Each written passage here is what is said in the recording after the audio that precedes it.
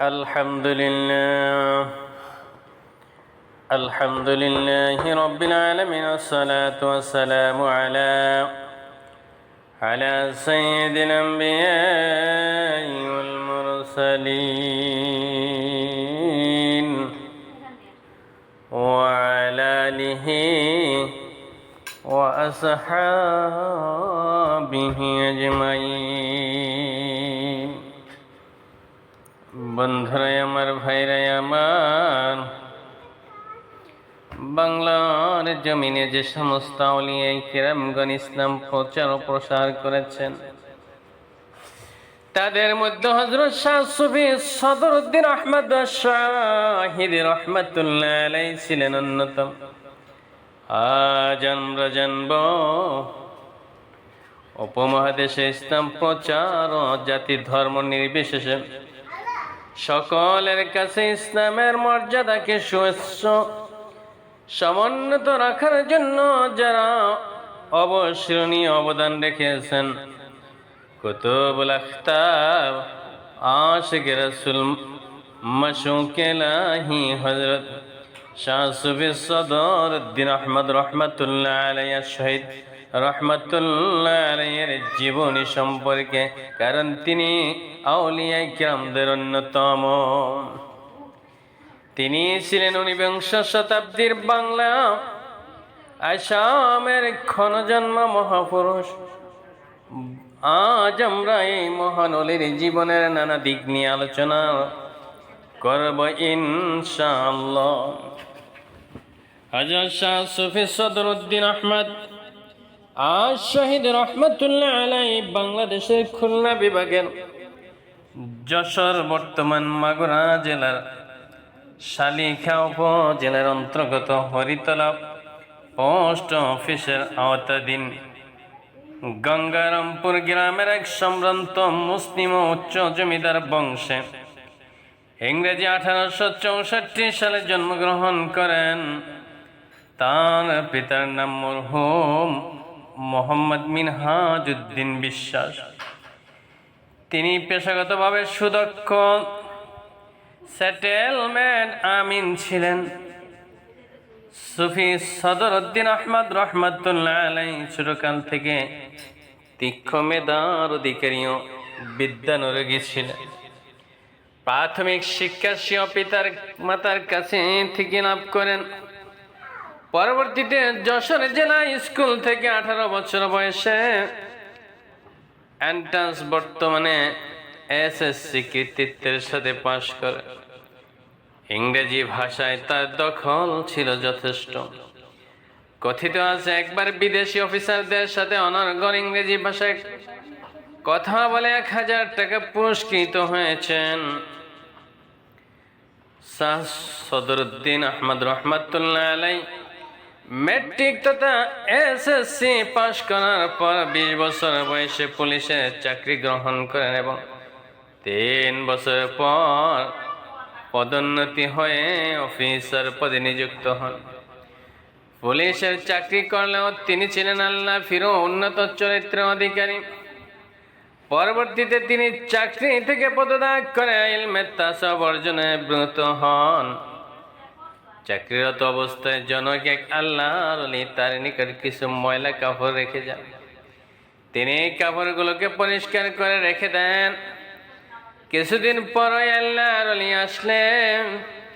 তিনি তার হাতে কাপড়গুলো তুলে দেন। পরিষ্কার কাপড়গুলো দেখে আল্লাহর ওলি দোয়া করে বলেন, তুমি আমার ময়লা কাপড়গুলো যেভাবে পরিষ্কার করেছ, আল্লাহ তাআলা তোমার দিলের ভিতর বাহিরে ভাবে পরিষ্কার ও নির্মল করে দিন। আল্লাহর ওলির দোয়ার বদৌলতে এই দিন রাতে সদরুদ্দীন রহমাতুল্লাহ আলাইহি স্বপ্নে দেখলেন আসমান থেকে অতি মসৃণ ও ফিনফিনে সাদা একটা কাপড় তার মুখে এসে লেগেছে। এই কাপড়ের মাধ্যমে তিনি ইলমে মারিফাত হাসিল করেন। এরপর থেকে তার মনের গভীরে রেখাপাত ঘটল। কিছুদিন পর চাকরি ছেড়ে চলে যান ইলমের দ্বীন অর্জনে তৎকালীন প্রসিদ্ধ কলিকাতা আলিয়া মাদ্রাসা। আলিয়া মাদ্রাসার সম্মানিত ওস্তাদগণ সুফি সদরুদ্দিন রহমাতুল্লাহ আলাইহির হাল হকিকত দেখে তাকে মাদ্রাসায় ভর্তি না করে পাঠিয়ে দেন তৎকালীন যুগের মুজাদ্দিদ ফুরফুরা শরীফের পীর ওলিল আমর আমির শরিয়ত হযরত শাহ সুফি আবু বকর সিদ্দিক আল কুরাইশি রহমাতুল্লাহ আলাইহির নিকট মুজাদ্দিদ জামান তার তরিকার তালিম প্রদান ও বায়াত গ্রহণ করালেন। সোনার শিকলে আবদ্ধ হলো ৭১ বন্ধন। দীর্ঘদিন কামেল মুর্শিদের দরবারে কঠোর রিয়াজত ফয়েজ ও তাওয়াজ্জুর মাধ্যমে প্রাপ্ত হলেন ৪ তরিকার কামালিয়াত ও খেলাফত। শাহ সুফি সদরুদ্দিন রহমাতুল্লাহ আলাইহি ছোটবেলা থেকে উন্নত চরিত্র অধিকারী ছিলেন। তাকওয়া, পরহেজগারি, সততা, আমানতদারি, নম্রতা, বদন্যতা, সহানুভূতি, দানশীলতা, অতিথিয়তা, সদা আলাপ, কর্তব্য পরায়ণতা ইত্যাদি ছিল তার চরিত্রের অন্যতম বৈশিষ্ট্য। সুফি সদরুদ্দিন আহমদ রহমাতুল্লাহ আলাইহি পুলিশের চাকরিরত অবস্থায় বিবাহ বন্ধনে আবদ্ধ হন। হুজুরের শ্যালকের বিবাহ অনুষ্ঠানে ওনার স্ত্রীর পর্দার বিধান লঙ্ঘন হয়। হুজুর তাকে মহরানা পরিশোধ করে তালাক প্রদান করেন। ওনার ঔরসে কোনো সন্তান ছিল না। পরবর্তীতে আর বিবাহ বন্ধনে আবদ্ধ হননি। শাহ সুফি সদরুদ্দিন আহমদ রহমাতুল্লাহ আলাইহি শহীদ রহমাতুল্লাহ আলাইহি সুন্নতে নববীর পূর্ণ অনুসরণ করতেন। তিনি সুন্নতের গুরুত্ব আরোপ করে বলেন, হযরত রাসূল করিম সাল্লাল্লাহু আলাইহি ওয়াসাল্লামের সুন্নাত তরিকা অনুসারে চলা ব্যতীত কেহ মঞ্জিলে মকসদে পৌঁছাতে পারে না।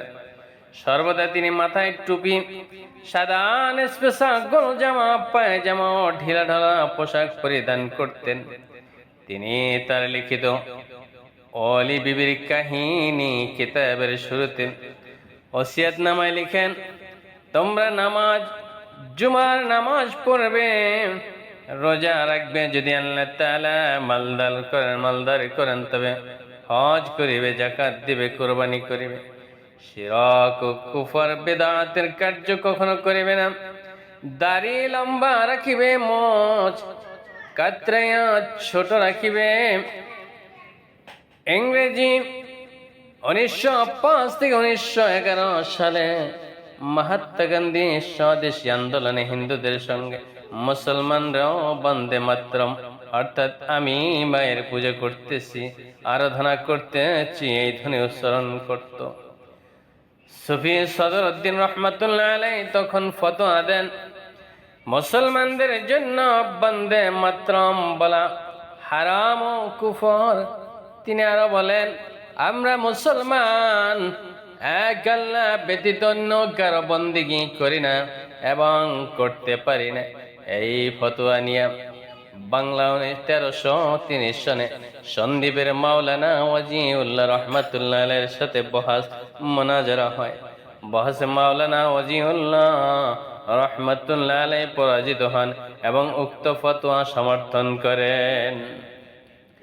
বহাস মুনাজারা চট্টগ্রামের সাতকানিয়া শাহ বদিউল আলম নামে একটা বাতিল আকীদার পীর ছিল। তারা মনে করত আল্লাহ তাআলা সমস্ত বস্তুর মধ্যে আছেন, নাউযুবিল্লাহ। এছাড়া তারা পীরকে তাজিমে সেজদা, গান, বাদ্য, নারী পুরুষ একসাথে জিকির করাকে জায়েজ মনে করত।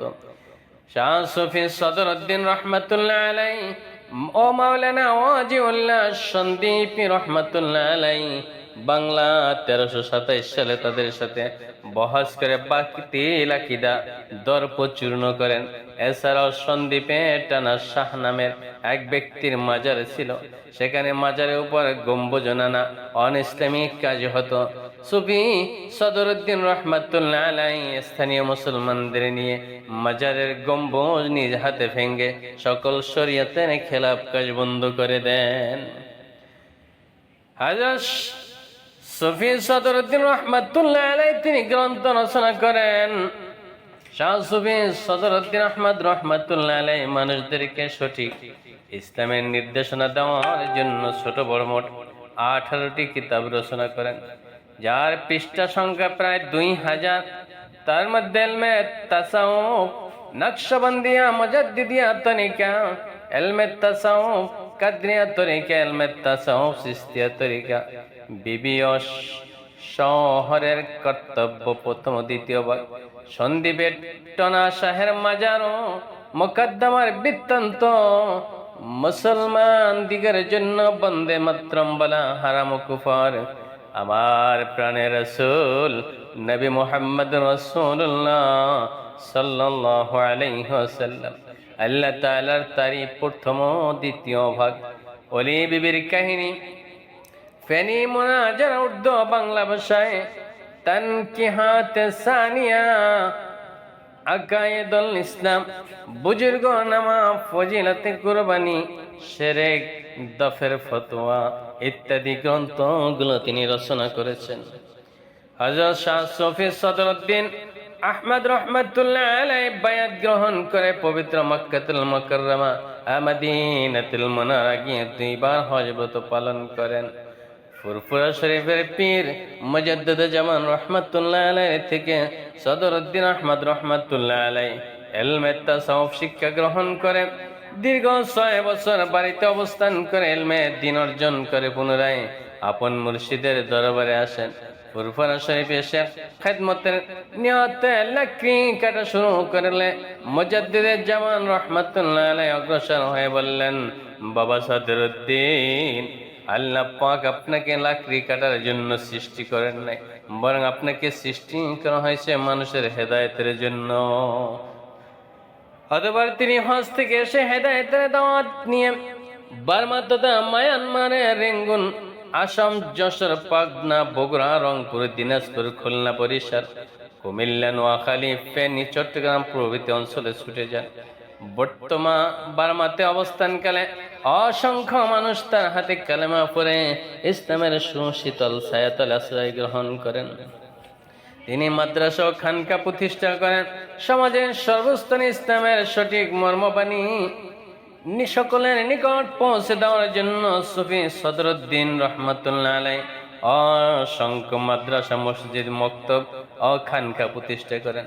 তার মধ্যে উল্লেখযোগ্য তহা ইসলামিয়া ফাজিল মাদ্রাসা, হাল সিনিয়র মাদ্রাসা, ফরিদপুর, পাবনা, ঠনঠনিয়া নুরুল আলা নূর ফাজিল মাদ্রাসা, বগুড়া সদরুল উলুম সিদ্দিকিয়া ফাজিল মাদ্রাসা, সোনাগাজী, ফেনী, কাদলা এস ফাজিল ডিগ্রি মাদ্রাসা, কসুয়া।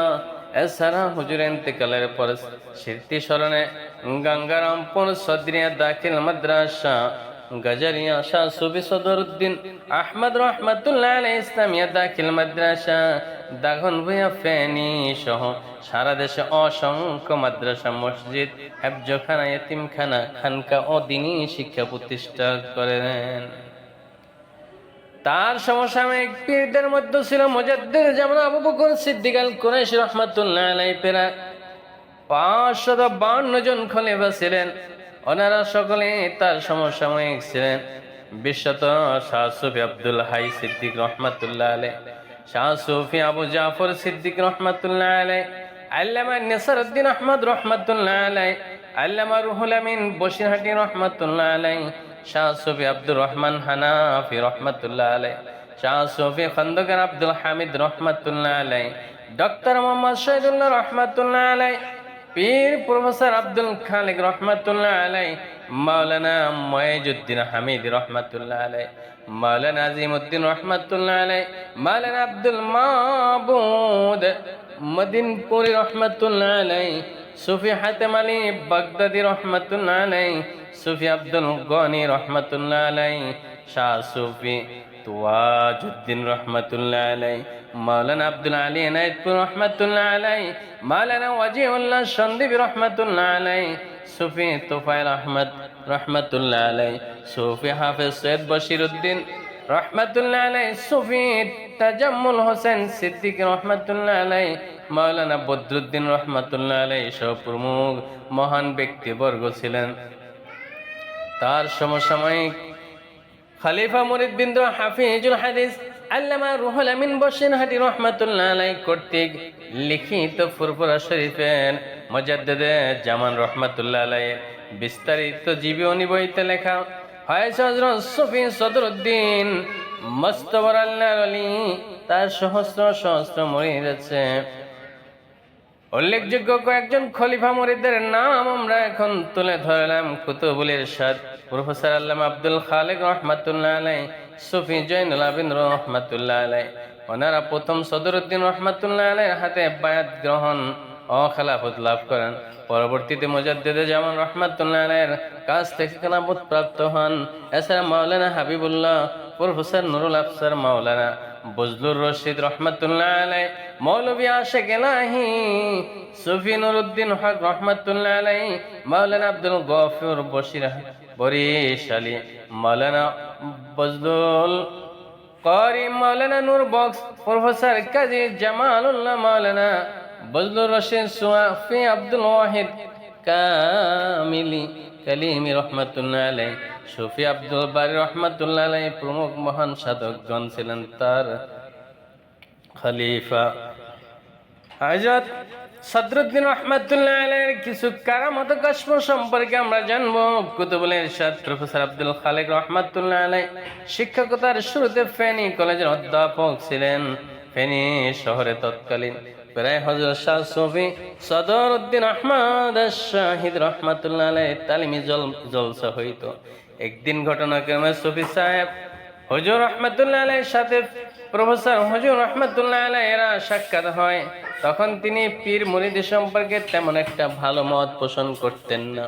তাই কথা চলে তিনি সুফি সদরুদ্দিন রহমাতুল্লাহ আলাইহিকে বলে ফেললেন, যদি আমাকে আপনি কাঁদাইতে পারেন তবে আমি আপনার হাতে বায়াত গ্রহণ করব। জৌহরি খাঁটি স্বর্ণ চিনতে ভুল করেন না।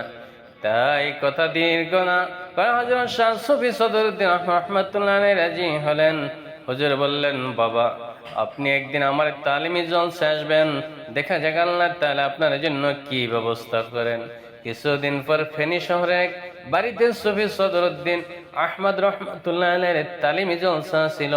পূর্বের আলোচনা মোতাবেক প্রফেসর আব্দুল খালেক রহমাতুল্লাহ আলাইহি তালিমি জলসায় হাজির হলেন। বাদ আসর মাহফিলের কার্যক্রম কেবল শুরু। সুফি সাহেব হুজুর রহমাতুল্লাহ আলাইহি প্রফেসর আব্দুল খালেক রহমাতুল্লাহ আলাইহিকে দেখে বাড়ির মালিককে বললেন, প্রফেসর সাহেবকে বাড়ির বাহিরে একটা চেয়ার দিয়ে বসার ব্যবস্থা করেন। আর সুফি সদরুদ্দিন রহমাতুল্লাহ আলাইহি প্রফেসর আব্দুল খালেক রহমাতুল্লাহ আলাইহিকে বলেন, বাবা প্রফেসর সাহেব আপনি চেয়ারে বসে চক্ষু দুইটি একটু সময়ের জন্য বন্ধ করে সব রেসানির আমলগুলো করেন।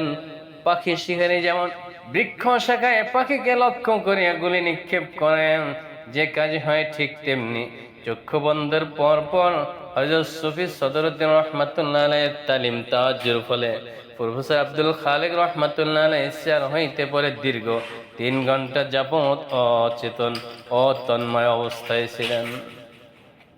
মাহফিলে সালেকগণ ঠিক একই অবস্থা হলে এদিক ওদিক ছিটকাইয়া পড়িতে থাকেন। মাহফিলে প্রফেসর আব্দুল খালেক রহমাতুল্লাহ আলাইহি নিজের এই অবস্থা উপলব্ধি করিয়া এবং মাহফিলের সালেকগণের অবস্থা স্বচক্ষে প্রত্যক্ষ করিয়া তাজ্জুব ফয়েজের বিনিময় তথা ইলমে বাতরের তাৎপর্য বিষয়ে তার মনে ইয়াকিন পয়দা হয় এবং উক্ত তালিমি জলসায় হযরত শাহ সুফি সদরুদ্দিন আহমদ রহমাতুল্লাহ আলাইহির হাতে হাত দিয়ে বায়াত গ্রহণ করে তরিকাতের সবক পূর্বক পর্যায়ক্রমে তিনি নিজ পীরের নিকট প্রাপ্ত তালিম তাওয়াজ্জুহ এবং কঠোর রিয়াজতের বদৌলতে যথা সময় স্বীয় পীর থেকে খেলাফতের সনদ লাভ করেন। এই ঘটনার বর্ণনা করে প্রায় প্রফেসর আব্দুল খালেক রহমাতুল্লাহ আলাইহি বলতেন, আমার পীর সাহেব সুফি সদরুদ্দিন আহমদ রহমাতুল্লাহ আলাইহি আমাকে যা কিছু দেওয়ার আমাকে একেবারে দিয়ে দিয়েছেন। 12টি বছর তার জন্য আমার কঠোর রিয়াজত করিতে হয়েছে। এই সময় পীর দিয়ে কোনোদিন ঘুমাই নাই। ফেনী কলেজ থেকে কলিকাতা প্রেসিডেন্সি কলেজ পদোন্নতি হয়ে যোগদান করতে যাবেন। তখন সুফি সদরুদ্দিন রহমাতুল্লাহ আলাইহির ইজাজত দিয়ে বললেন, কলকাতা থেকে সম্ভব হলে ফুরফুরা দরবার শরীফে যাতায়াত করবেন এবং তালিম ও তাওয়াজ্জুহ গ্রহণ করবেন। উক্ত ইজাজতের বদৌলতে তিনি ফুরফুরা শরীফে যাওয়া আসা শুরু করেন।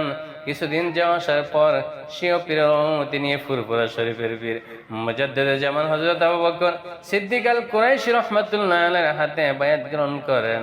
পূর্ব কঠোর রিয়াজত মোরাকাবা মুশাহাদার মাধ্যমে ফুরফুরা হুজুর থেকে খেলাফত প্রাপ্ত হন। চট্টগ্রাম জেলার সীতাকুণ্ড উপজেলার মুরাদপুর গ্রামে হযরত মাওলানা জামালউল্লাহ রহমাতুল্লাহ আলাইহি ছোটবেলা থেকে 8 বছর পর্যন্ত হাঁটতে পারত না। ওনাকে নিয়ে পরিবার সবাই চিন্তিত ছিলেন। একদিন সুফি সদরউদ্দিন আহমদ রহমাতুল্লাহ আলাইহি ওই গ্রামে সফর করেন। তখন আব্দুল বারেক মিয়াজি তার পুত্র জামালউল্লাহ রহমাতুল্লাহ আলাইহিকে পীর সাহেব কেবলার নিকট নিয়ে আসেন দোয়ার জন্য। সদরউদ্দিন রহমাতুল্লাহ আলাইহি জামালউল্লাহকে দেখে খুব খুশি হলেন এবং বললেন, বাবা, তোমার ছেলেকে দিনের পথে দিয়ে দাও। তিনি পীর সাহেবের কথায় রাজি হলেন। অতবার সুফি সদরউদ্দিন রহমাতুল্লাহ আলাইহি অসুস্থ জামালউল্লাহকে বললেন, বাবা জামালউল্লাহ, তুমি হাঁটো, হেঁটে বাড়ি চলে যাও। সেখানে সবার সামনে তিনি আল্লাহর রহমতে পীর সাহেব কেবলার নেক নজরে হেঁটে বাড়ি চলে যান এবং সম্পূর্ণ সুস্থ হয়ে যান। সুবহানাল্লাহ। 3 নম্বর হলো বগুড়া ঠনঠনিয়া দরবার শরীফের পীর শাহ সুফি জয়নুল আবেদিন রহমাতুল্লাহ আলাইহির পিতৃনিবাস ছিল পাবনা জেলার আতাইকুলা থানার লক্ষ্মীপুর গ্রামে।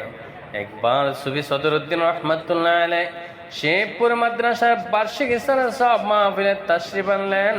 সুফি জয়নুল আবেদিন রহমাতুল্লাহ আলাইহি তার বন্ধুদেরকে বললেন, চলো মাহফিলে পরীক্ষা করে আসি যে হুজুর আসিতেছে মেকি হুজুর না আসল হুজুর। যদি আমি বলার পূর্বে সে আমার আগমনের উদ্দেশ্য বলতে পারে, তবে বুঝবো সে আসল পীর। অতবার তিনি মাহফিলে স্থান আগমন করে আশেপাশে ঘুরতে লাগলেন। তিনি চাচ্ছিলেন যে হুজুর তাকে কিছু বলবেন, কিন্তু হুজুর তাকে কিছুই বললেন না। এক পর্যায়ে তিনি ফিরে যাওয়ার জন্য রওনা হলেন। এরপর সুফি সাহেব হুজুর ওনাকে ডেকে পাঠালেন। মুরিদগণ তাকে খুঁজে এনে হাজির করলেন। হুজুর বললেন, বাবা, পীর ফকিরদের পরীক্ষা করতে নেই। তুমি বিয়ে পরীক্ষায় 2nd ডিভিশন পেয়েছ, আর কখনো পীর ফকিরদের পরীক্ষা করার জন্য আসবে না, আল্লাহ তাআলাকে পাওয়ার জন্য আসবে। কিছুদিন পরে ওনার বিয়ে পরীক্ষার রেজাল্ট প্রকাশিত হলো। দেখা গেল সত্যি উনি 2nd ডিভিশন পেয়েছেন। পরীক্ষার ফল জানার পর সাথে সাথে তিনি হুজুরের সাথে সাক্ষাৎ করেন ও কীর্তকর্মের জন্য অনুতপ্ত হয়ে ক্ষমা প্রার্থনা করেন এবং তার হাতে হাত রেখে বায়াত গ্রহণ করে মুরিদ হয়ে যান। হযরত হাফেজ ওয়াহিদুর রহমান রহমাতুল্লাহ আলাইহি ছিলেন সুফি সদরউদ্দিন রহমাতুল্লাহ আলাইহির সুযোগ্য খলিফা। তিনি পীরের কয়েকটা কারামত বর্ণনা করেন। কারামতগুলো শুনে লিপিবদ্ধ করেছিলেন ফেনী জেলার পরশুরাম উপজেলার সুবার বাজার মির্জানগর গ্রামের মরহুম কাজী বজলুর রহমান। তা আমরা এখন আলোচনা করব।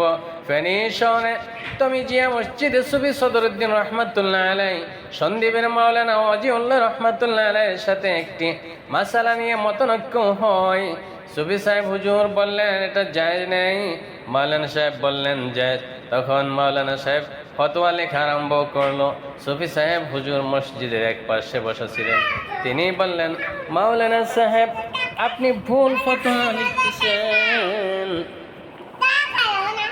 আমাকে এখনই নবী করিম সাল্লাল্লাহু আলাইহি সাল্লাম বললেন এটা জায়েজ নাই, আপনি অমুক কিতাবে এত পৃষ্ঠা দেখেন।